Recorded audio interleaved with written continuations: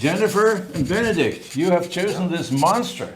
Okay, how are you going to tame it?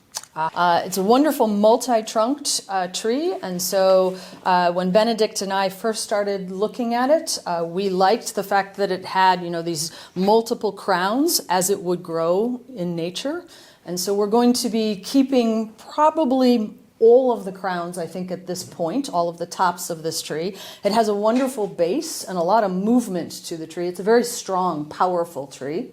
And so we immediately started turning the tree around very slowly to figure out where is the best viewing side. Where do you see the most curves, the most movement of the tree?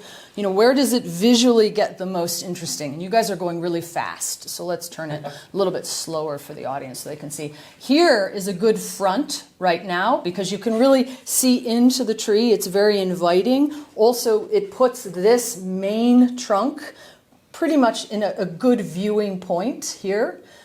It's a little bit going this way, and so we could probably enhance the tree. You spoke to me about bringing the tree over a little bit, tilting it just a little bit to bring it a little bit more presentationally to the audience. We always want the tree to kind of bow to the audience. And we want to start by talking about the multiple tops that this tree has as it would grow in nature, correct? And so when we start to kind of turn it around, we immediately want to pick a viewing side that's more inviting for the audience so that, they can kind of see into the tree. So we're going to kind of slowly turn it. Go slower for me. So here we have this big root. This root is an issue because it's coming right to the audience, which is not good. And also it puts the top of the tree going back words, and we don't want that. We really want the tree to have a gentle kind of forward motion towards the audience. It's a very strong, very powerful tree, and we want to keep that in the tree. We don't want to remove a lot of these tops. We want to keep as many of them as we can, as it has in nature, because that gives it a lot of character. It also has a lot of movement to each individual trunk line, which is what we want. So let's start by figuring out the front of the tree. We are looking at the front of the tree in here, so I'm going to put that directly towards the audience. And then let's start by talking about this main trunk. So this main trunk, we chose to put a block underneath to angle it, to bring it up a little bit so that the tree doesn't look like it's falling sideways and falling asleep a little bit. So it has much more presentation towards you. Then the next issue that we discussed were some of these front branches. For example, this branch here in the front almost comes too much towards the audience. So we are thinking about removing it completely or editing it so that this front part will get much, much shorter. We need something there so that it's not completely open, but we don't want to have it too much. I think we want to approach this tree in sort of a playful manner, right? Mm-hmm. Yeah. So we don't want to tame it so much so that it loses its character, right? So I'm proposing that we begin by cutting any of the very heavy branches that we know we do not want, right? And treating each individual trunk as one tree within the entire composition. I have one question. We have learned first, look where is the nebari at best. Yes? And normally this is the front. But there is no nebari in the front.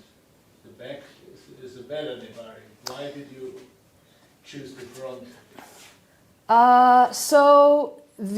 You are correct. We always go with the better of the two nebaris. The base always needs to be the better of the two. I'm going to turn it around a little bit.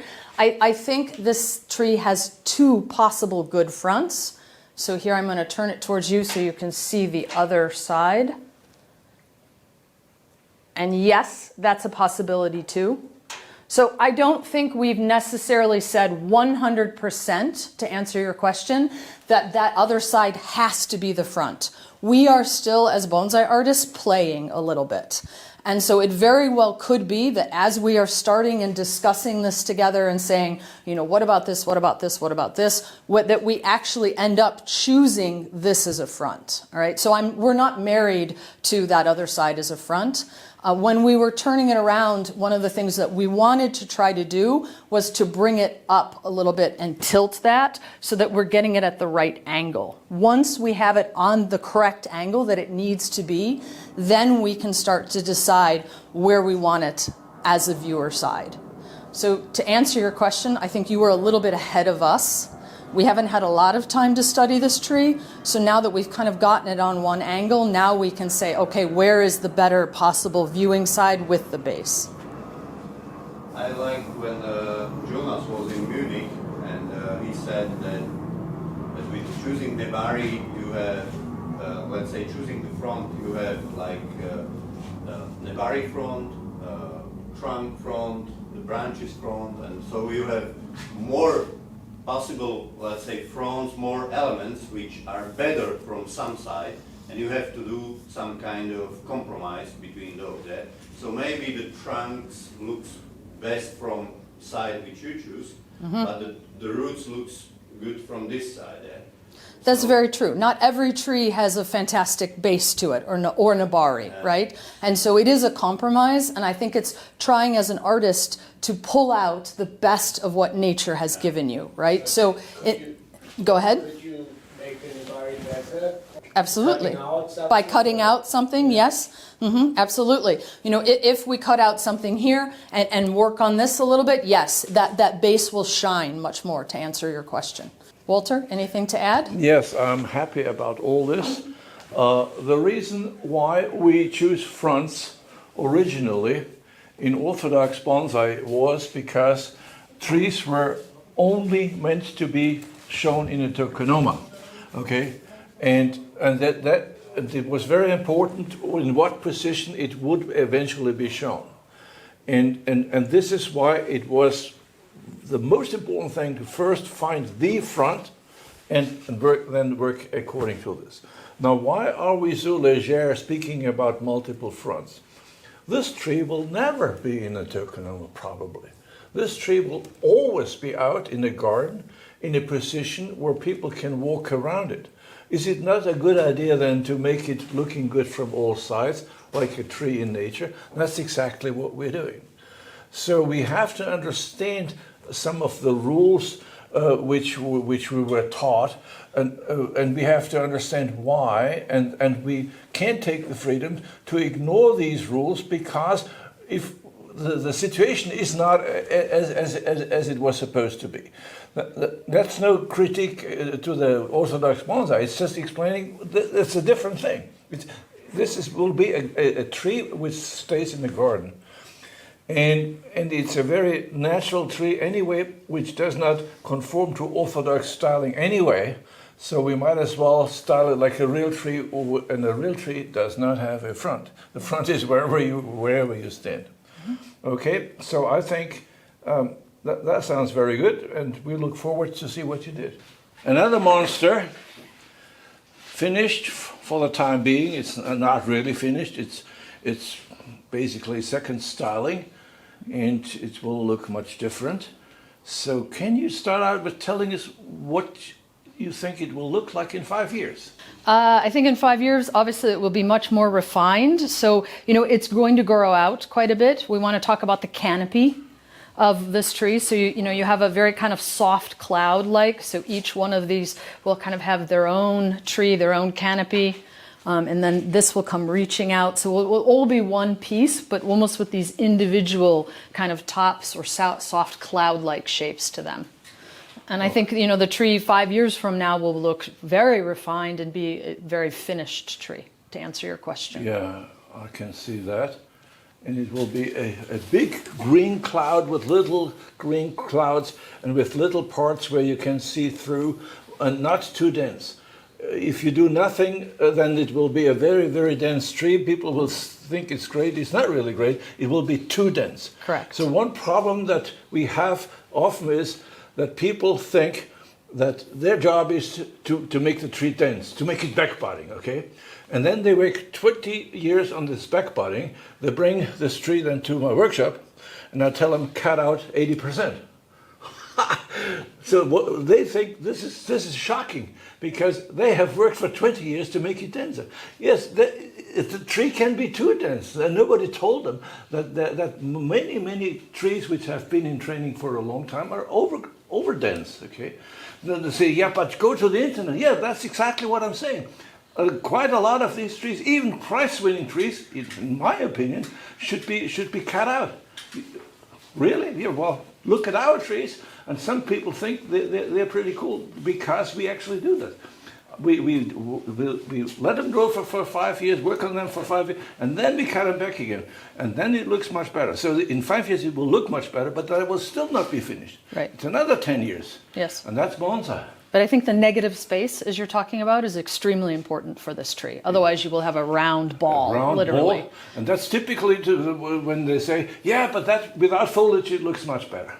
Well, there is a trick that this kind of tree looks very good without foliage. That's obvious, but also with foliage.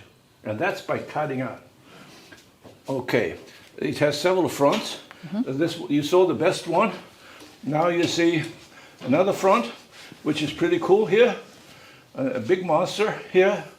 And this is probably not the front, but somewhere here. Okay, so this is now in a round pot. Do you see a different kind of pot in the future? You know, I haven't even, very honestly, I have not thought about that. That never occurred to me because I was so focused on design. Benedikt, do you have any thoughts of what kind of a pot? I mean, it would certainly have to go in a very large pot, right? I don't see this personally on a slab. I don't see that either. Wow. Okay, now you have to fall on the floor. Are you feeling well, Walter? Something wrong with me. No, this does not go in the slab. Yeah. Very old but kind of. This needs a very powerful. Powerful. But be careful not too much. The book tells you that you measure this from here to here. That's the width of the trunk, and then the pot is as high as the trunk is wide. This is the case here, and this looks okay, but just okay. Okay is not good enough. It must be good, and okay is not quite good. So what's good? Usually, if it's half of or 2/3 of that height, then it looks much better. If this pot were like that, it would be a good pot already. But then basically this is not the right pot anyway.